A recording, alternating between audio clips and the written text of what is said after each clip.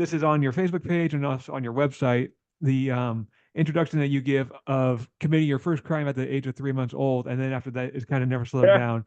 So tell me about that moment and what from that moment has helped you become the person that you are today.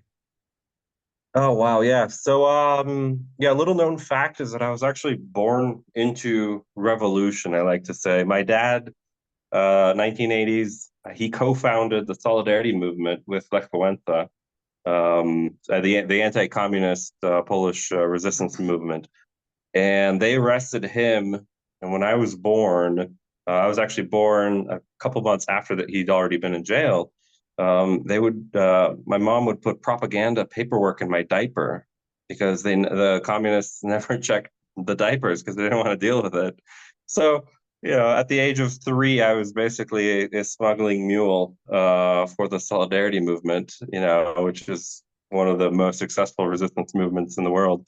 So I laugh about it because life kind of we traveled. We became political refugees. We came to America when I was about 2, and there's actually some pretty cool pictures and videos of my dad briefing the Democratic National Committee, the convention. And he's got his 1980s mustache, and he's like, "Hey, you must support Polish solidarity." But it's amazing that within 2 years he's learned English to be good enough to like brief the committee, and so this just continued in life traveling. I spent a lot of time in the South, North Carolina, Texas, Tennessee, just and that was always interesting for me. I never realized how off the situation was. You got this Polish guy named Jacek living in Texas, and people are like, "I don't know how to say your name." So I had to really, I would say, at a very early, immediate age, I had to learn how to work with people beyond their trepidation with talking to me. I mean, my last name Waliszewski. It took me to 3rd grade to learn just how to spell it, right? So, a lot of self-assessment, self-awareness, trying to work through all that. Lived overseas for quite a while. Went to high school in Poland after the wall fell. To the American Mhm. school out there. Met some phenomenal people, some people that are changing the world right now as a full grown adult. But I used to know them in the '90s when we used to party because communism had just fallen, capitalism was new. $20 gets you, it can get you into any club, downtown Warsaw. You party all you want, have as much fun as you want. And you're a teenager. No one knows what the rules are so long as you, come home and, by the time your parents tell you to. So that was my life growing up. And, my dad really only gave me two kind of left and right limits. One was don't die. And then 2, have as much fun now because when you turn 18, you're accountable for yourself.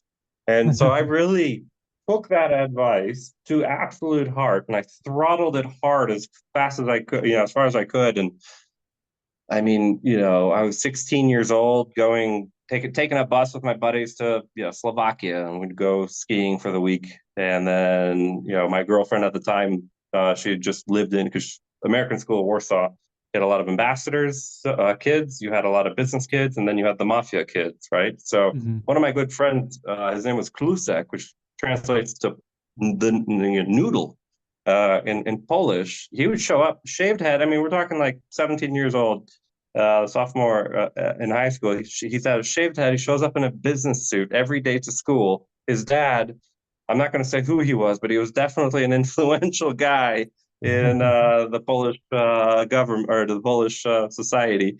And then my other buddy, Mike, they would sit right across from class from each other. And Mike's dad, I mean, it's been 25 years. I think I can say this. Mike's dad was working was the lead FBI representative for the embassy, right? So then these guys would Mhm. sit in class and joke at each other and be like, my dad's investigating. You'd be like, I know that, and he's never going to figure it out. And so, I grew up in that environment, right? And so, just knowing the kids at this level and then traveling the world and then having the guidance of my dad is, don't die and don't get arrested before you turn 18. So for better or worse, embraced the living crap out of that. And by the time I was done with high school, I think I traveled to over 20 countries, a couple Wow. continents. Yeah. And so like that all, I was just sponging it, right? As a kid at that age, sponge of just be a sponge of experience, right? And then I went to college, dropped out of college because it just wasn't resonating with me. I opened a business, the landscaping business, made a bunch of money, realized I hated landscaping. I hated the smell of gas and maintenance and all this other stuff. So I took all that money. And then my buddy and I, we jumped in my pickup truck, my landscaping pickup truck, and we did in 23 days, we drove 10,000 miles from Knoxville, Tennessee, up to DC, all the way up to Montreal, all the way back through Niagara Falls, all the way from, imagine this on a map, Niagara Falls, all the way straight down through Tijuana. We stopped in Wow. Tijuana. We got lost in Tijuana, which I would never recommend getting lost in Tijuana. And then all the way north to Seattle, and then all the way back through Omaha, back to Knoxville, Tennessee. And then when we rolled in to my apartment, hold on, there's a train in the background. Yeah. So when we rolled into my apartment back in Tennessee, the odometer hit 10,000 miles, and we'd done that in 23 days. And so, yeah, and that was my younger years. And then I became a bartender in DC. And when I was a bartender, this is sort of what the great part of it. When I was a bartender in DC, it was near the Pentagon. So these guys would, this was the 2005 time frame. These guys would show up, get hammered, have a big steak, and then be gone. And then they'd come back in 6 months. They'd have these big beards, and they're just suntan, darker than mahogany wood, and they're crusty and they're angry. And then they would be like, I want that steak that I had and that bottle of wine that you gave me. And I was like, who are you? And then they remember them vaguely, and I'm like, wait, you were that guy I saw a couple months ago. And turns out they were Green Berets, right? They're Special Mhm. Forces Green Berets, and they're just going on a cycle. And so I got to know them. And over time, got to adventure with them in DC, got to get into some things that we're never going to talk about, and got to see that side of the world. And I just had this epiphany. I was like, you know what? This is the next adventure I want. And so joined the Army, became a Special Forces Green Beret, traveled the world, basically re-replicated everything that I did in my teens. And now that I'm done with my military career, I'm at, I think, 40 or 42 countries, 4 continents, plus or minus 18 various types of SF deployments. And so, and then right there at the tail end of that, which was great, I've got actually a picture of the book, or the book right here. So Mhm. this is what it's become, right? Codename Spike. And right at the tail end of my career, I was in the National Archives walking through the basements, and I find this leather-bound book, right? I'm just like, this is weird. Like, this is, it's weird in a curious way. But like, why is this out if everything else is filed and everything else? And so put on the cotton gloves, because that's protocol, and then open the page and I start reading it. And like, you got to imagine, like, this book it's heavy, but then you open it and the pages in contrast are so thin, wafer thin, right? They're almost, you can see your fingers through the paper, and it's been typewritten. So I'm like, oh, this is old, right? This is, first Mhm. off, this is old. This is worth reading. And then I'm reading it. It says based on a true story, and it's written by Joseph Koski. And the front page says, as told to him by Stephen Bizik. And I'm like, okay, this is cool. So I keep going, and I find a picture of, and not, I don't know if you're familiar with it, but I find a picture with this gentleman, General Donovan. He is pinning a medal on Stephen Bizik, the author of the book. Well, Mhm. General Donovan, he was one of the most decorated officers in World War One. He then goes on to be a very successful lawyer, then creates the Office of Strategic Services in 1941, which becomes the CIA, right? So the Mhm. godfather of the CIA is pinning a medal on Steve Bizik, and Steve Bizik wrote the book that I'm holding. And I'm like, oh, this is amazing. I don't understand what's going on. This is too much information to process right now. But I keep reading it, and I'm like, oh my God, this is talking about his mission, Steve's secret mission, right? That he went on in 1944. They jump in to Southern Europe, they fight Nazis, they fight the fascists, they supply the partisans. They realize that they've been embedded with the wrong guys, that they shouldn't be working with the communist partisans, but with the democratic Chetniks. But everybody's slaughtering the Chetniks, and policies telling them they have to work with the communist partisans, right? So Steve's typing all this out, right? He recollects all this. And the best part is he's taking pictures with his secret camera the whole time through, right? So in code in the memoir, I'm finding these pictures of him being like, yeah, and then General Apostolsky, who, coincidentally enough, in the 50s becomes a national leader of Macedonia. But now in 44, we have proof of him running around doing, horrible things to people, playing politics and doing all this stuff because Steve was there next to him when it was happening. And so I'm holding this memoir, and I'm just like, I think this could reasonably be like 1946 is when it started coming out.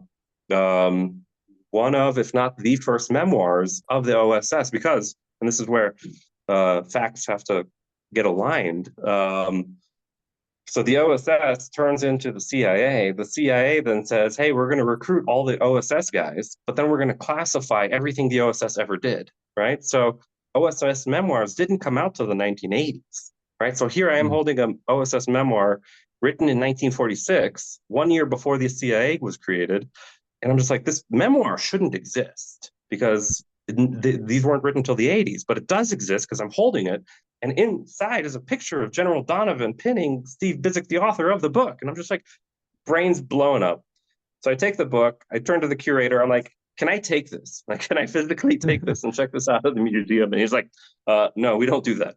And I was like, can you give me a copy of this? He's like, yeah, so we can get you a copy of this. So I get a copy of it and I read it and I fall in love with it because the detail that Steve goes into, he captures, and me as a Green Beret, right? My job is to go, quote unquote, behind enemy lines or work with the resistance, right? Turns out he wrote it 80 years earlier, word for word, how to do it, and that he was doing it, right? And so now, me in my tail end of my career, I get to reflect all the way back in time through this memoir and see why I was trained to do the things I was supposed to do, because this we always get told this is what you have to do, but it's really hard to say this is what you have to do because 80 years ago there's proof of it having happened, and so for me it was a beautiful moment in time because I got to really appreciate the full cycle of it and to find it at the tail end of my career, right? So now I can turn it off, sort of like passing the baton back, right? I found this written 80 years ago. Now I get to recreate it. And, I found the families of Spike Mission, right? So the daughter, Nada, she's 60 years old. And then Ken, the son of Joe Koski, 70 years old. And then, it just blows my mind because the author's kids knew about this book, but they didn't really know how it tangent or how it granularly really defined special operations, intelligence gathering information, and then unconventional warfare, right? All things that are happening now happened because of these guys 80 years ago. And so I spent years researching and validating it. I think I went through over like 1,000 folders in the National Archives, the British National Archives, just reaching out to all these war memorials. And I started piecing together all these little puzzle pieces and I put it together. And so and then one of the best parts was I found the actual Morse code messages in a folder in London, of all places, from Spike Mission to the headquarters as they were sending it back and forth. And so I have the memoir that says, hey, yeah, on this day we went over here and then blew up a bridge and killed 200 Germans and derailed the plane, killed 200 Germans. And I'm like, oh, that's a great story. There's no way to prove it. And then a year later, I find this folder with the official mission records and says, on this day, blew up a bridge, derailed 3 locomotives, killed 200 Germans. I'm like, oh my God, the memoir's real, And so it was like this gravitational beauty to it. And the family, I reached out to them. They were ecstatic about it because they were like, oh my God, someone's, not only, is someone taking interest in their family lineage, but all of a sudden a Green Beret myself, I'm researching it and I found it. And General Cleveland, the retired USASOC commander, so the commander of all U.S. Army Special Operations, he read this and he basically called it the architectural blueprint for unconventional warfare and special operations, and resistance operations. And so I'm like, well, that's amazing. Like, you have a general who had literally changed the world at the height of war and conflict, saying that this book and now memoir now book, is a critical piece to the special operations history, right? And then Mm. Charles Pink, the president of the OSS Society, he calls it captivating. He's excited about it, and so now, and for the couple of years now, right? To remind you, this has took years to make. I'm now popping out of that threshold where, like, okay, now I'm going to start releasing the book, right? So uh, today is what, May 30th. So on June 23rd, so in less than a month, June 23rd at midnight, the book is going to get released, because June 23rd, 1944, 80 years ago, at midnight, is exactly when Spike Team jumped in to Southern Europe. Uh, Oh, wow. so it's the 80th anniversary. It's phenomenally timed. Yeah, yeah, yeah. And so all these beautiful tangential things have come together, and and it's not just me building the puzzle, right? It's not me.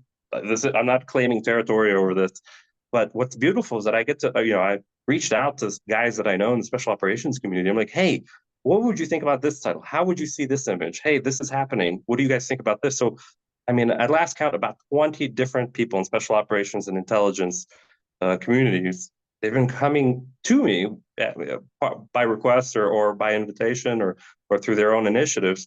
And they're saying, hey, I found a piece of the puzzle. I'm like, oh, great. It goes right here. Can you put it right here? And they put it right there. And then family member says, hey, I found this. Oh, great. I'm going to put it right here. And then I mean, mind blowing, because this isn't just a book that I wrote. It's a book that the special operations community wrote. And that's what's kind of really beautiful about this, is that it was written in 46. The CIA wouldn't let it be distributed because it was too inflammatory. So it Mm. disappeared. 2017, I find it, I carry it around with me. I pull it out, I research it, and then as I'm researching it, I'm finding people that are enamored with it, and they get involved. And now it's in less than a month, on the eve of their 80th anniversary, it's going to be released in its rightful place as a history book with a beautiful adventure story written into it. So it's super exciting, super overwhelming. But it's also very humbling, because I get to do it on the tail end of my career. Just like, hey, I'm giving this back to you guys. This is what I found. Thanks for a beautiful 20 years, and all the deployments and the adventures, and then I'm gonna go off in the sunset. But this book gets to gets to live on, right? Hmm. So yeah, it's gonna be cool. I'm really excited with it. It's like giving birth to a baby, you know. Yeah. So And thank you for your service, by the way. So you've been almost 20 years now in the service?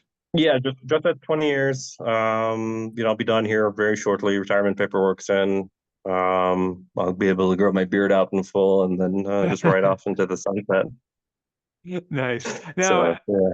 yeah, and then, so as you found this, and as you're like working on getting it revised and getting it kind of Mhm. updated, and I guess not modernized, but like making it to where it's more accessible to like a modern audience, I guess. It was still classified, right? It was not even declassified yet. It wasn't. So there's this kind of zone of what we're gonna say. So yeah, I wrote this. So short answer is late 80s, 1980s, OSS records became unclassified, right? Or accessible, right? Mm. Accessible. But you still had to go through a process to declassify them in case they were overly classified for something that continued. So I wrote, so what was great about this is when I was transferring this into a real full book, the adaptation, because the pages were translucent in the original document and it was all typewritten, scanners couldn't pick up the font, OCR couldn't do anything with it. So I actually had to take on the left side of my laptop was the open manuscript, and then I would just type out each word. And so, and Oh, for this, it was 160,000 words, right? So for Mhm. reference, most books are in the 90,000 book range, right? Whatever book you're going to pick up for a summer read. This was 160,600 pages plus, right? So I had to transfer all the physically written 80-year-old words into my laptop to turn it into a Word document, and then edit that. And then once that was done, I then had to take it, right? Because that took almost a year. But once that was done, I then had to take that manuscript and submit it to the Department of Defense and was like, hey, I found this. Can I release it, please? And thank God they said yes, right? There was some trepidation there because they didn't have to say yes, because something in it could have been still classified. I wouldn't know what, but it was a finger cross and a Hail Mary. It was like, hey, I'm going to spend a year transcribing this into a digital format so that I could just submit it at all. And yeah, they said yes. Yeah, and so there wasn't a guarantee that when I started that I'd ever be able to bring it out into publication in the first place. So that's what was that was nerve-wracking, right?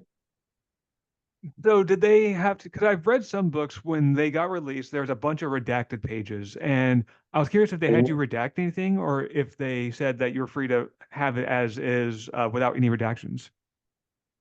Yeah, no redactions. I did edit out, but there were aspects of the story where I had to edit out, right, for speed, accuracy, um, story flow, right, to turn this into a Mhm. book that the modern audience would want to read. But yeah, nobody officially. So big caveat here: nobody officially told me to redact anything. So if I get in trouble, if the book gets in trouble, it's not my fault. It's somebody else's fault. Um, Everyone get your so copy now. I guess we're gonna have to. Yeah, get your copy now because it might be gone in like a month when it's going to release on the 23rd and disappear on the 24th. Who knows? Yeah. That is a risk. Good point. Yeah, as more people get their hands, I'm sure I'd be interested to see what the CIA says about this because I did reach out to them, right? So Yeah. the OSS, you gotta understand the history. The OSS branched out, turned into the CIA, but then in 1947, but then a bunch of OSS guys that didn't go to the CIA created Army Special Forces, right? 10th Special Forces Group specifically. And so there was a split, right? And it continues on even to today, where so depends on what they have to say about it, or if anything at all. I hope they just can celebrate the history of it and not actually, Mhm. flex their muscle. But yeah, we'll see. We'll see on the Yeah, 24th. yeah, exactly. And I think it's like with something that has been considered lost or like just long, hidden in the Mhm. archives for so long, like I think this would be more of a cause for celebration, the fact that it still exists and the Yeah, fact that you yeah, took it on and were able to actually bring it to publication. That's an yeah, incredible feat right there. yeah. I would love to embrace that, and I would love to. That's the spirit of the journey, right? That's the spirit of Mm. how this whole project has existed. Is everybody celebrating a common legacy, right? Because the Codename Spike, it binds together the intelligence community and special operations into this 1944 mission, right? That's written in a beautiful way. There's aspects of it. So yeah, I would love that all politics aside, like you just said, we can just celebrate the discovery and the rebirth of this beautiful mission and these guys and the OSS and what they accomplished because the things they were doing were insane. There's one mission in here. They actually, I'm not if you're not familiar with World War II history, that's when they started introducing night fighters. So planes that could Okay. fly Yeah, at yeah. night specifically to shoot down other planes. It was revolutionary, right? To have this all blacked out plane flying around shooting down other airplanes that you couldn't ever see.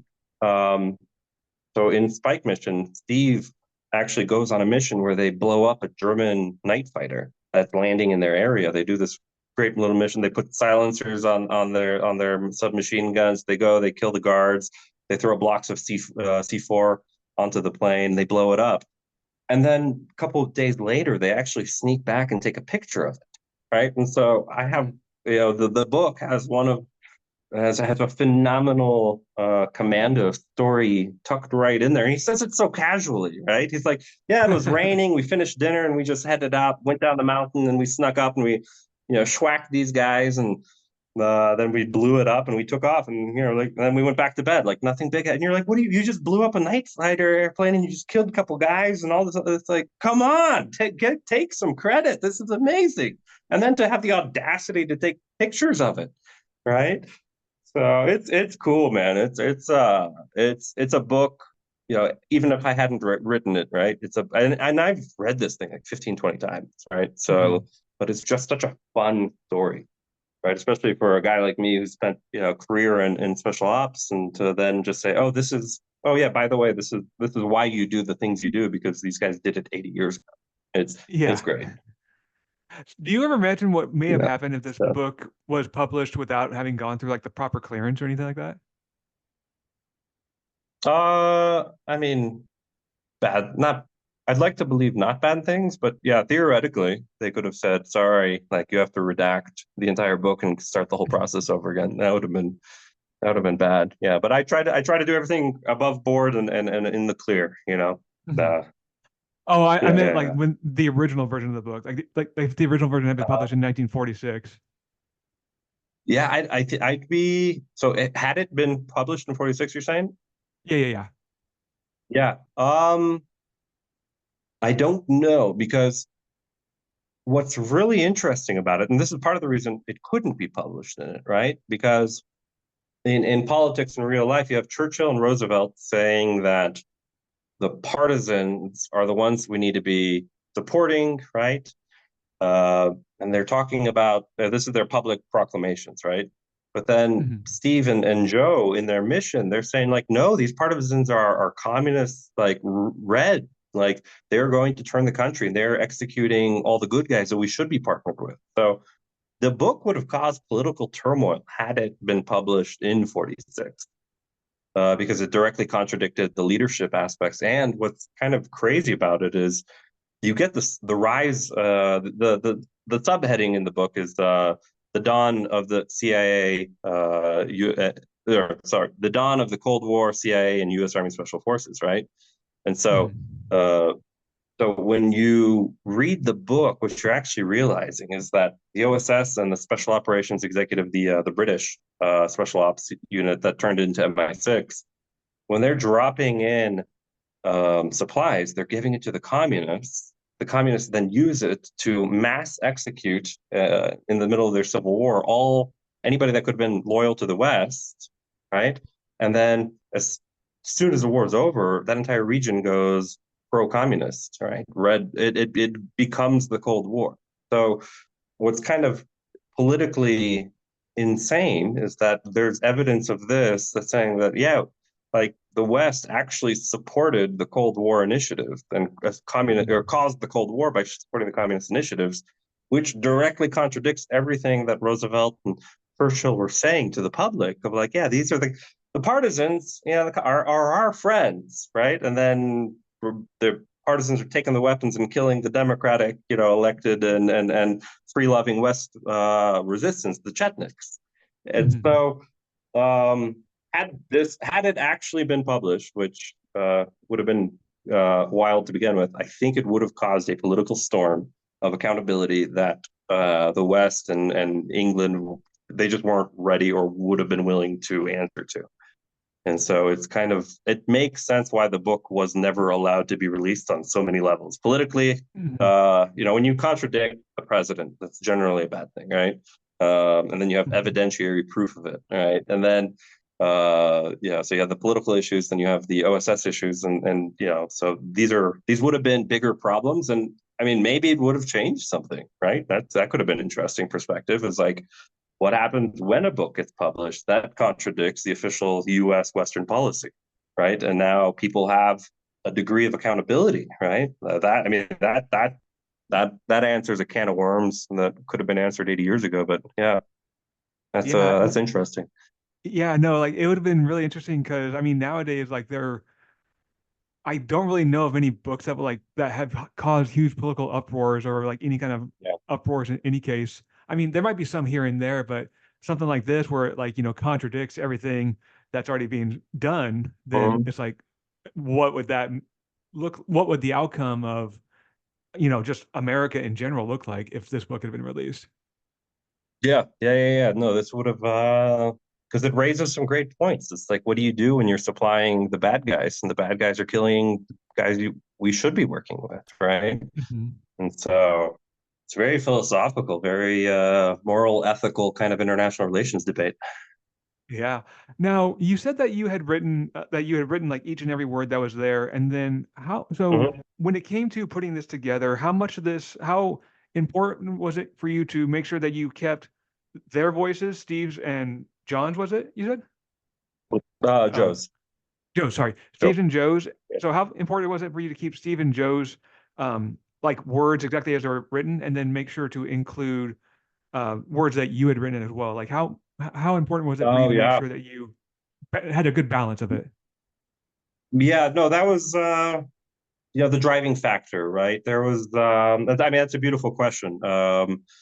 Because when I was writing this or transcribing it, right, all these other pieces of evidence were coming in that this was absolutely a true story, right? Like Mhm. the Morse code messages verifying that these missions actually happened to the day that these guys said that they were doing it in the memoir. And then there's some aspects in the memoir that are brutal. They're critical to World War II history from a communal historic perspective, right? Like there's one where Steve's on a mountain ridge looking down because one of the villages down there is on fire, right? Because all the Albanian fascists are coming through. And he says he's looking through his binoculars and he sees 25-ish women. They're tied hand to hand, and the Albanian fascists have cleaved off their breasts and have whipped them, and they're just taking him off to get tortured and executed, right? But they're parading him through this town, right? I don't know the name of the town. I don't know who those women were, right? But I'm editing and transcribing this information, I realize I'm not transcribing a story anymore. I'm transcribing the last moment of those women's living lives, right? Like Mhm. I had that responsibility in my hands, in my literal fingertips. And so it hit me, and I actually paused for a couple of days. I was like, this is too much. Like I am now morally and ethically responsible for these women's stories and their lives, right? And then Steve would go on through his mission on the Spike mission, and he'd be like, "Yeah, I was walking down the trail, and there's a dead kid next to me because he bled out. Right? There's another woman who's in the process of dying because she got hit in the head with a mortar. Right? And I'm like, these people were alive. Right? So then when I'm looking at the memoir and I'm transcribing it, I'm like, okay, what does the public have to know? Right? What can I edit because it's either misspelled or these two sentences are they're saying the same thing, right? Because you got to imagine when Joe was typing this out, he's typing it out on a typewriter, right? Click, clack, Mhm. click, clack, click, clack. For him to edit one word, he'd have to write the whole page out, right? So there were some edits that needed to happen, like run-on sentences, double use of the words, right? Things that were just kind of like great. They're passable for a 1946 memoir, uh, but I had the chance to edit that so that it was a smoother story for you and the audience and everybody to read. And so I found myself with that balance, and my very first draft was zero edit, exactly as it was written, right? And I shared that with a few people, and they're like, "Yeah, this reads like two army guys wrote this, and it's really chunky, right? Chunk, chunk, chunk, Mhm. chunk." And they're like, "You're going to have to dig deep and rewrite, the sentences or readjust them. Keep the core story, keep the core fact, keep the little nuances, but either blend the sentences together or take the liberty to remove a sentence." And that was like a lot of trepidation for me, right? Because I had a lot of weight for this. I was like, no, but this is probably, if not one of the first OSS memoirs ever written. I can't edit this. And some people coached me through it, and they're like, okay, as long as you say where the very original is, which was in the U.S. Army Education Center, um, but you make that accessible, right? But now it's a book that people want to read and they want to read through. Then then you've achieved your double mission, right? Double mission of sharing the story as well as presenting it in a way that people will actually want to read it, right? So Mhm. there was a lot of trepidation around that, a lot of sensitivities. It took me at least 15 rewrite, right, to get through it all because I would rewrite it and I'm like, no, I don't like that. I cut that out. I'd rewrite it like, no, it physically doesn't fit in book format anymore. You don't publish 600-page books anymore, right? And then other people would read it and like, hey, this part really bogs down, but you cover it again somewhere else. I was like, oh, okay, good point. The authors wrote that, right?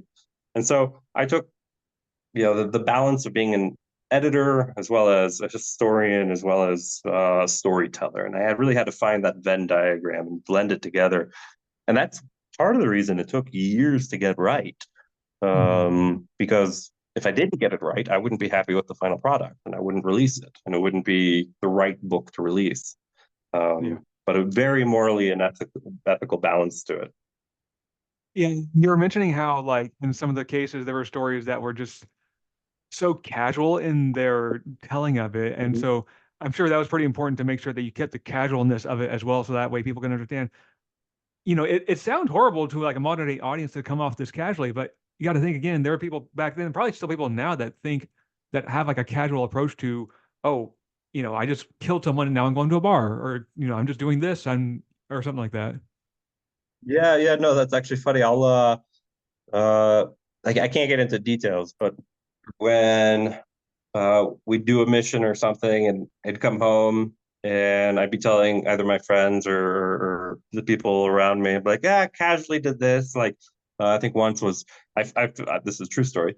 I was fast roping out of a Chinook in the middle of the night, night vision goggles, everything. I'm, and Kit, the rope sways in the wind. I'm the fries master. I'm the last one out. So I reach for it. The rope sways out of my way. I miss it. And I'm 60 feet up in the air, right? I'm going to die and I'm falling out of this helicopter. The rope hits me against my face right here. I can just casually feel or lightly feel it. And so I grab it. I do a one hand grab and I just Mhm. fast rope 60 feet with one hand. Just like, as long as I don't break both my legs, I'll be okay. Hit the ground. So as I'm falling, I can hear all the tendons and ligaments in my shoulder, like a guitar string, going bing, bing, bing, bing. I needed 4 surgeries just to get the shoulder back in function.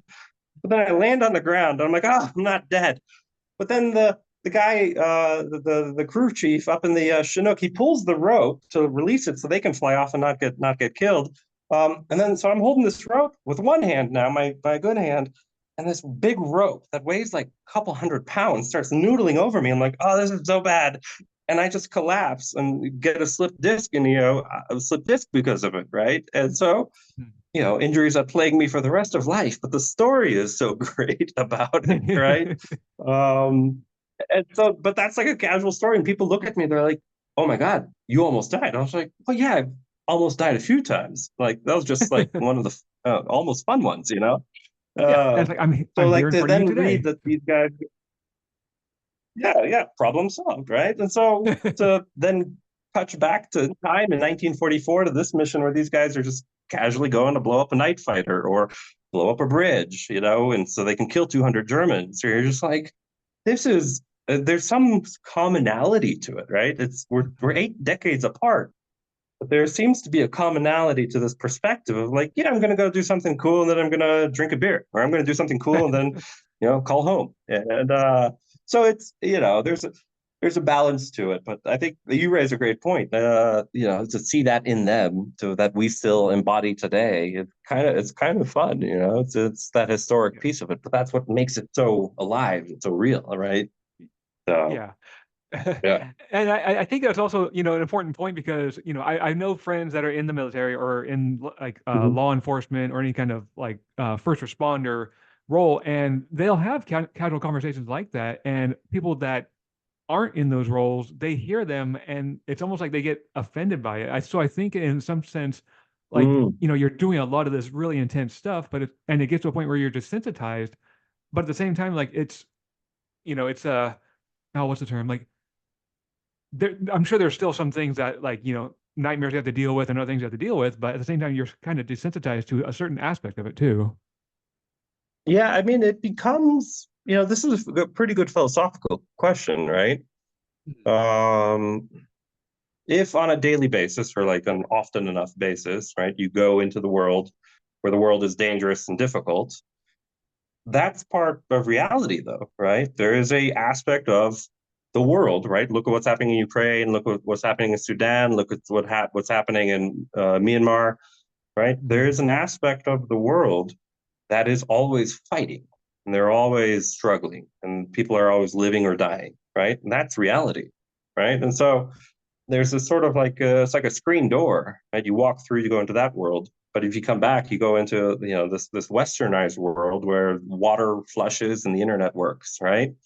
Mhm. Um, and so you go back and forth between that, and it's I there was a point in time where you'd get stuck at that screen door, and you're like, which side of the world, which side of reality am I on, right? But then at a certain point, you just kind of take that door off, and you're like, no, it's not a this world or that world. It's not a stark white and a stark black world. It's actually just a gray world. And I'm here at one point, and then I'm here at another point, and then I'm here at another point.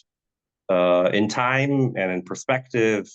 And once you adopt that philosophy, you realize that there's different rules in different parts of that spectrum, right?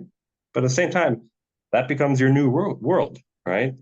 But if you're living in this part of the world where the internet is your biggest concern, or how many likes and follows you have on Instagram, that's Mhm. going to have its own rules. But if you're over here where you're like, oh, I don't have enough water to drink, and we have food enough for 2 out of 4 of our kids, who do we feed? Right? That's million, if not millions, billions of people live in this world, and maybe a billion live in this world. And so it's very interesting to be the guy that goes between the worlds and sees both of it and tries to live in both. And it wasn't easy as a younger guy in my career, but yeah, in Mhm. the older ages, I'd like to believe that I've figured aspects of it out.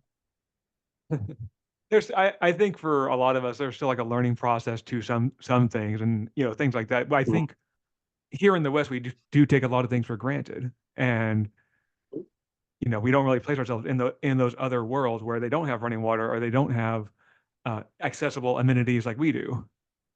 Yeah. Yeah, like I was in Africa. Al Shabaab had just killed a bunch of people. We went a couple of weeks later to help out the other country, and so I can't talk specifics, but I'll talk Sure. generalities. So we're there. We're driving down the road between cities, and kids are walking to school. Right, mind you, we're in the jungle and everything else, and one of us jokingly says like, what happens, if a lion takes one of the kids, right? Kids are only like, 40 pounds. They got backpack, and they're walking 5 miles to school. And we joke like, what happens? And then the driver who's from there, he says, oh, well, then the parents just assume a lion ate them. And you're like, what? And you're like, oh, this is a different, these rules are different. Mhm. And when we were there, one of the other countries, their platoon sergeant, his kid died, right? And we found out because he wasn't there one day. Mhm. And he was like, oh, his kid died. He's going to the funeral to bury the kid. And then the platoon sergeant comes back the very next day. And we're like, oh my, hey, like we just heard your kid died, right? We're very sorry. Do you need to take some time off? Like we were being very sensitive to the situation. And he's like, no, I have 15 others. I'm fine. And you're just like, the rules are different, you know? Yeah. And so, um, it's easy to take things for granted, right? Like check engine light comes on your car. You're like, I have to schedule a place to go to the maintenance guy to check on my car, right? But like you're in another part of the world, you're like, that car might be the only car for the village, and if you don't have the gas, or like some warlord comes by and shoots the car because that's in his legal right to do, because those are the rules in that country. The rules are different, and so yeah, it's easy to take rules for granted, and it's also very important to make sure the rules stay on the right side, right? You can't take those those rules over here, and it's the same that you can't take there's a shift that happens, right? You have to get into warrior mode, right? Because you can't take the frustrations of internet and check engine lights and Starbucks over into the world with you when you're going into the other side of the literally the other universe. And so Mhm. because those will kill you or hurt you or damage you, right? Or make you fail your mission. Right. And so that transition period, it's I call it the metronome effect, right? So Hmm. when you are playing by the rules of the desert and the warlords, but then within 24 hours or 48 hours, you're in here in the world of Starbucks and electricity and clean water, right? Hmm. And so in your younger years, you've really got to make sure you tick through the metronome cleanly, and leave those rules behind and have new rules. And that's a story for a whole nother day. But yeah, so it's perspective based. It's really interesting. And I saw that, and I'll make this my last question. I saw that you had previously written some other books, but those were novels, yet you approached them with like, making sure that you got things cleared for security and also cleared by the people Mm-hmm. that you interviewed. Um, and so with taking this on, this was, a non-fictional story. So at what point, even though you had the Yeah. whole thing accessible to you and you pretty much re rewrote it and reworded it, at what point did you realize that you could make that transition from being able to write fiction to being able to tell a story that's nonfiction? Right, that's a great question. I realize there's still some rules that you have to follow as a storyteller, right? The story has to be interesting and captivating enough to tell the thing that you're trying to tell, whether you're trying to tell it in a novel, in a fiction sense, or you're trying to tell it in a historic sense, right? There's no point writing anything or telling any story if it's not going to be interesting because no one's going to pay attention long enough to remember what you're saying. So you're just wasting everybody's time. Mhm. So I'm glad that I wrote those novels up earlier. They're fun, they're experimental. People liked them, so I just put them out there, right? And they're well received. And so I took those aspects and lessons learned of that, and I put them into Codename Spike, right, which is the adaptive story, down to the word or the letter or the scene that truly happened in 1944, right? And it's written in a way that you, the modern reader, or even my sons, could read and understand what's happening, right? But then if you're an academian, a historian, a military person, or a politician type aspect, you're going to be able to see the hidden layers within it, right? So it's a multi-leveled value story. And yeah, I'm glad I did that in the past because it really helped me stay away from the academic side of the boring history telling and keep it on the adventure side. I mean, honestly, when these guys wrote it, Stephen and Joe, it's kind of like if you took Indiana Jones and Dick Tracy and you combined them together and you threw some Jack Ryan in there, and now's your real story, right? Here's the story that Mhm. it actually is, and then that's how they wrote it, which is beautiful because when I found the records and everything else to validate it, I'm like, this actually happened, and Joe is actually a good writer, right? In '46 when he was finishing it up, like this guy had talent; he could have been a great writer. And so there was a responsibility to him personally and his family. I met his family, to say, hey, like, I'm going to do the best damn job I can, whether it takes me another year to make sure I honor Joe and his writing skills, because Joe is also in the OSF. That's what's amazing. Mhm. Steve and his amazing story, because he told his story and he didn't tell it. This was kind of what's really touching about it. Is he didn't tell it in a verbose, big army, chest beating way. Like he's like, no, no, no. I was scared to jump out of that airplane. I was terrified. I didn't want to die, right? But he's talking about it in a way that makes him a believable, lovable human. And so it because you get to find a sense of humanity in him, and through finding humanity in him, you find humanity in the story and the people in it. And that's always as me as a budding hopeful author, that's always the hard part, is trying or making that character likable, believable. But then you read it, and that was the best part, is reading it, the characters are already likable because they're real humans, right? Some of Mhm. them you will never like, the guys that Mhm. are doing the torture and doing the execution. But there's a beautiful multi-level characters in here that are truly complex, dynamic, and I'm just glad that I was able to. It was an honor, not just glad. It was an honor to bring this piece of history forward and share it with the families, and then share it now with special operations and now history. So yeah, that's a very long answer to a very short question. No, that's okay. I'm, and I know just thinking about like, I can't even Yeah. imagine just being, one, finding this memoir, but then also being able to connect with the families as well. That's just got to be like incredibly special to do in this whole process. And actually, were there any addendums that you included as well? Like anything that you found out that wasn't in the memoir originally that you found out happened afterward that you included in this Yeah. book? Oh, yeah. It when you start digging and you start finding, or when I started digging and I started finding things to follow, like the second in command of Spike Mission, his name's Dick Rayner, Captain Richard Dick Rayner. Um, he and the radio man Stan in Spike Mission, they actually split off to do another mission, right? And so I was able to find that mission. It was declassified in 2007, right? And it's got big CIA declassified as part of a CIA study into Nazi war crimes, right? 2007. It's got big secret stickers on it and stamped. They're all cropped out, right? And so that's his record of like what happened.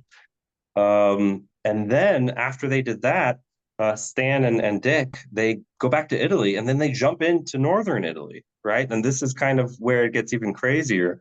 So these guys did 3 secret OSS missions in less than a year, right? And I have, through a series of multi conversations and multi research efforts, found the reports, found the pictures, found the things. And so I can't include that in Codename Spike, right? The book would be 1,000 pages long. But what I'm doing right now, physically, as we speak, once this launches here on June 23rd, June 24th, I'm just going to take maybe half a day to myself, right? And then in the evening, I'm going to start transcribing all those secret missions because Dick and Stan, what they achieved in their other follow-on missions is insane. Turns out I'm trying to figure out how to phrase this without giving the cat away.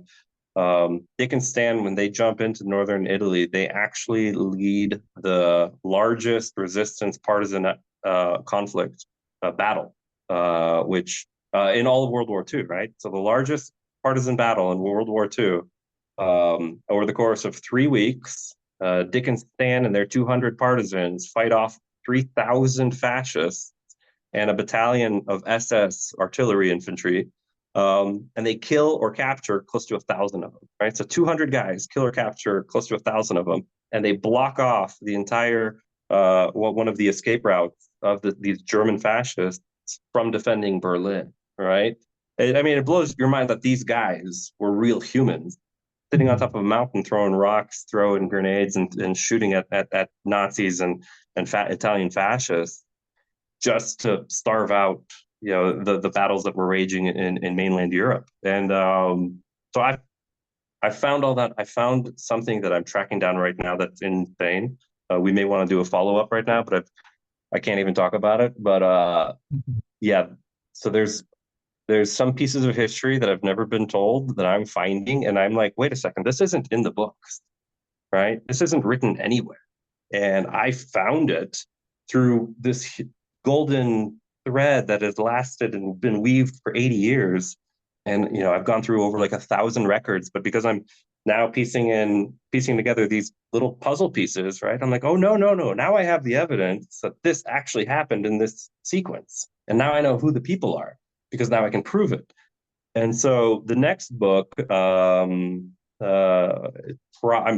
I'm very lucky, I will be able to get it out by March of 2025, which is when Dick and Stan jumped in and did their final mission. So yeah, I'm going to work on that really hard because what I discovered and what I think I discovered is historically monumental, right? And so, but yeah, no, just even on the surface to know that it was the largest partisan resistant conflict battle in all of World War II history, and 200 guys were fighting off 3,000 in a real, in a Mountain Alamo type thing. Yeah, there's a lot of honor to it, but there's a lot of responsibility, and Jesus Christ, there's a lot of excitement about it too. So. Yeah, I'd love to do a follow-up with you on that when that comes out. Yeah. But yeah, thank you for taking the time. And where can people go to find more about you and find out more about the book? Yeah, so codenamesecret.com. That's where the codename Spike's going to be. It's also Codename Spike will be available on Amazon, Barnes and Noble, and all the mains. It's going to be a paperback, hard copy, ebook, and as well as an Audible book. So all that's getting released on the 23rd. And if they want to, this is a real narrow window. Between now and June 5th, they can order a pre-sale copy. I'll sign it and I'll ship it out on the 19th of June so that they get it right when the book's releasing. So they'll have an advanced copy and they'll be able to read it before anybody else does. Oh, wow, cool. All right, well, I'll Yeah, sync this up and I'll let you know when it goes live. Again, Jacek, thank you for your time, and again, thank you for your service as well. I appreciate it very much. It was great talking with you. Likewise, and good luck with the book release. Thank you. All right, All right, have a good day. Bye. cool.